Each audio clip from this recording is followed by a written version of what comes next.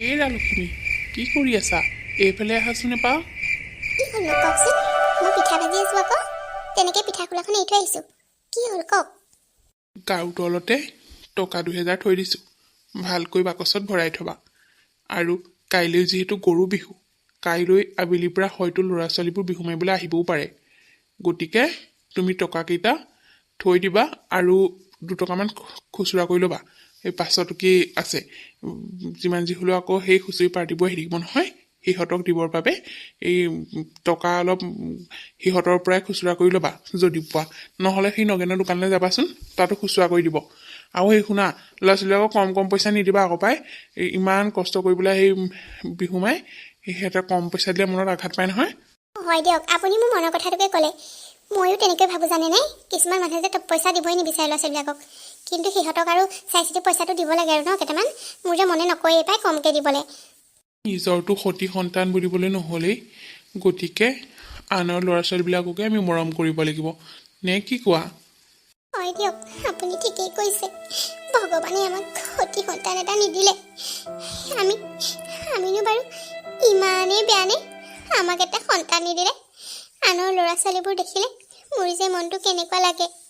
ল'ৰা ছোৱালীবোৰক মৰম কৰিবলৈ বৰ মন যায়, কিন্তু ভগৱানে আমাক কোলাটো শুৱনি কৰিবলৈ এটা সন্তান নিদিলে। হ'ব দিয়া লখিমী, সেইবোৰ কথা মনত পেলাই একো তুমি এতিয়া মন বেয়া কৰিব নালাগে। যোৱা, তুমি পিঠাকেইটা বনাই সোনকালে ভাতৰ যোগাৰ কৰা। মোৰ হ'লে বৰ ভাগৰ লাগিছে, মই গাটোও ধুই লওঁগৈ। অঁ হ'ব দিয়ক, আপুনি গা পা ধুই লওকচোন। মই ভাতকেইটা বনাই থৈছোঁ, কিবা পূৰা পিটিকা এটা কৰিম আৰু। হ'ব, আপুনি সোনকালে গা পাকেইটা ধুই লওক, মোৰ পিঠা বনাবলৈ বেছি নাই। বাৰু তেতিয়াহ'লে মই গাটো তিয়াই লওঁগৈ।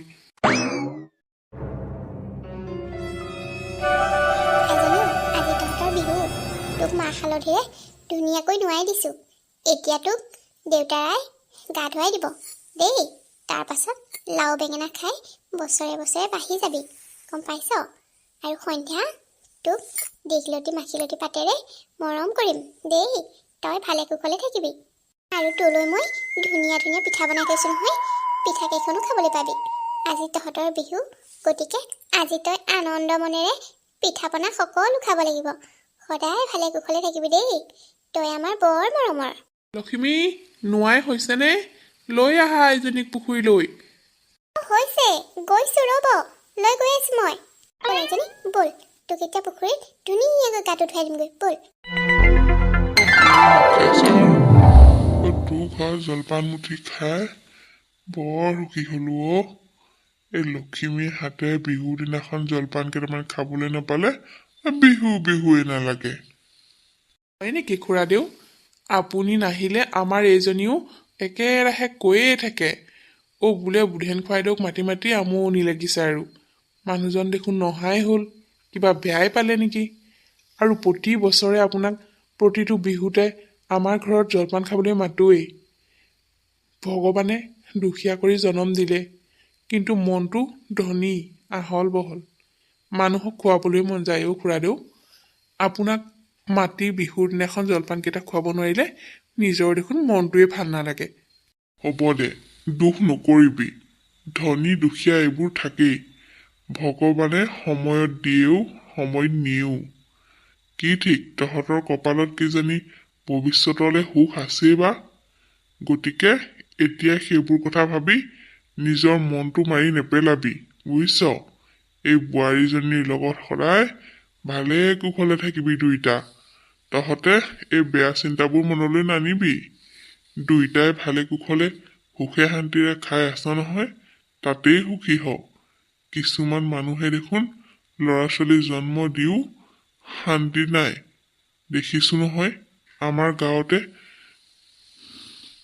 জানো আৰু কি হয়গৈ, ভগৱানকে দিছোঁ আৰু সকলো।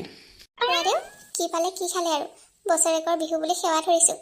আশীৰ্বাদ কৰিব, আমি যাতে সদায় ভালে কুশলে থাকিব পাৰোঁ এনেদৰে। পুৱাই হ'ব হ'ব হ'ব হ'ব, সদায় ভালে কুশলে থাক। মোৰ আশীৰ্বাদ তহঁতৰ লগত সদায় থাকিব। তই সৌভাগ্যৱতী হ, তই সন্তানৰ মাক হ। মই তোক আশীৰ্বাদ কৰিছোঁ, তোৰ এটা সন্তান হওক। হ'ব দে, উঠ উঠ।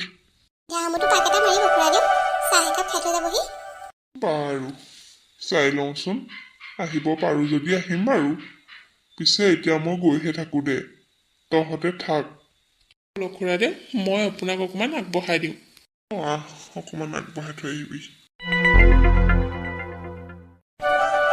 কি হ'ল আজি দেখোন বিহু পাৰ্টিবোৰ সোমোৱা নাই আমাৰ ঘৰত দুটা দেখিছিলোঁ নহয় আহিব বুলি ৰৈ আছিলোঁ কিন্তু নাই দেখোন সৌৱা পোনাকণহঁতৰ ঘৰত এটা বিহু দলে মাৰি আছে সোমাবহি চাগে মই টকাকেইটা উলিয়াই মেলি ৰেডি হৈ থকাই ভাল সৌৱা সিফালৰ পৰাও এটা আহিছে দেখোন ভালেই হ'ল এনেকৈ বিহু পাৰ্টিবোৰ আহি থাকিলেহে মনটো ভাল লাগে ইয়াৰ আগত মাৰি যোৱা দুটাই বা কিয় আমাৰ ঘৰত নোসোমালে কি হ'ল অথনিতে বাহিৰলৈ আহি দেখোন মানুহজনী ভিতৰলৈ নোযোৱা হ'লা আপুনিও যে কথা কয় হুঁচৰি দলবিলাক চাই আছোঁ আকৌ ঘৰখনলৈ হুঁচৰি পাৰ্টি আহিলেহে ভাল লাগে আমাৰ ঘৰলৈ কেতিয়া আহিবকৈ চাই আছোঁ আৰু ইয়াৰ আগত পাৰ্টি দুটা আহিছিলে মই আকৌ সিফালে কাম এটা কৰি আছিলোঁ মানুহে নেদেখিলে নে কিয়ে নেজানো গুচি গ'ল দেখোন আহিব দিয়া পাছত হ'লেও আহিব চাগে ল'ৰা ছোৱালীবিলাকনো কিনো আৰু পাছতে সেই মাৰিব চাগে ওচৰৰে কোনোবা চাগে সিহঁতি এই ওচৰ কিঘৰ বুলিব পিছত মাৰিম বুলি গুচি গৈছে সেই আহিব চিন্তা কৰিব নালাগে সেয়া দেখোন দুফালৰ পৰা দুটা পাৰ্টি আহি আছে সোমাবহি এতিয়া ঐ এডোখৰত কেইটকা দিলে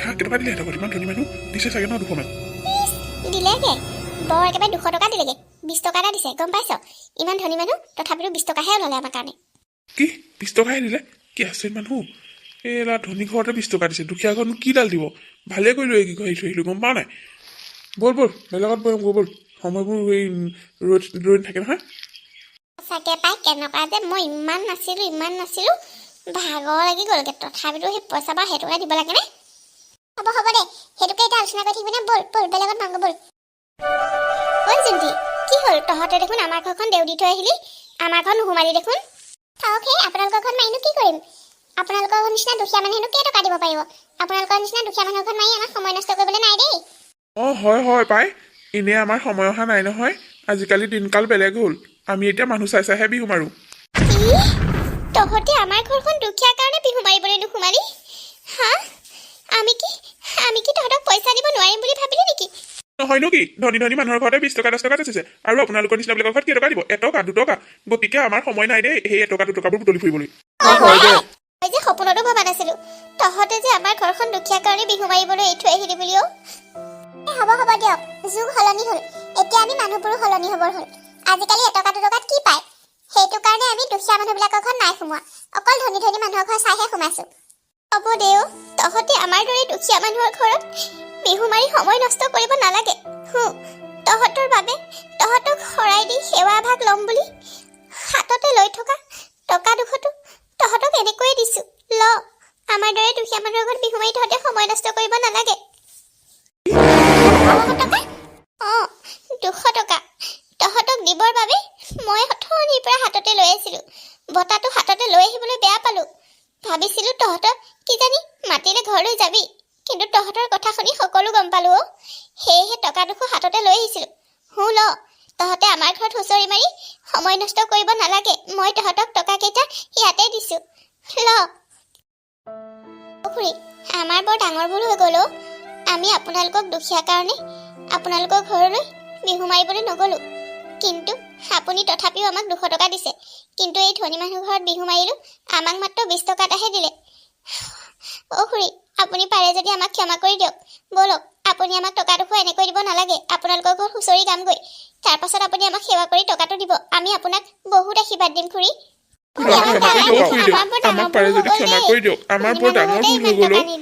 সঁচাকৈ আচলতে ধনী ঘৰলৈ যোৱাতকৈ দুখীয়া ঘৰলৈ যোৱাই ভাল নেকি বাৰু তহঁতে আমাৰ ঘৰলৈ যাম বুলি কৈছ মই বাধা নিদিওঁ কিন্তু শুন এইটো আমাৰ অসমীয়াৰ বাপতি সাহোন ৰঙালী বিহু এই বিহুৱে আমাৰ সকলোৰে মাজত মিলাপ্ৰীতি সম্প্ৰীতি এইবোৰ বঢ়ায় তহঁতে এনেদৰে ধনী দুখীয়াৰ বাছ বিচাৰ কৰি এই বিহুটোক তহঁতে বেলেগ এটা সংস্কৃতিলৈ ঠেলি নিদিবিহঁত ধনী দুখীয়া সকলোৰে ঘৰত মাৰিবি বিহু কাকো দুখীয়া ধনী বুলি বাছ বিচাৰ নকৰিবিহঁত মানুহৰ মনত আঘাত পালে সেইটোতকৈ আৰু অভিশাপ একো নহয় জাননে তহঁতে দুখীয়া বুলি আমাৰ ঘৰখন এৰি থৈ আহিলত আমাৰ মনটো কম দুখ লাগিছিল নে তেনেকৈ তহঁতে যিকি ঘৰত মৰা নাই সিহঁতেওতো দুখ পাইছে চাহ নাপায় সকলো মানুহ সমান তাতে এই বিহু সময়ত তহঁতে এনেদৰে ভেদভাৱ কৰি ঘৰখন দেউদি আহিলে ভাল নালাগে নহয় খুৰী আপুনি আমাৰ চকু মেল খুৱালে আমি আমি সঁচাই বৰ ডাঙৰ ভুল কৰিছিলোঁ।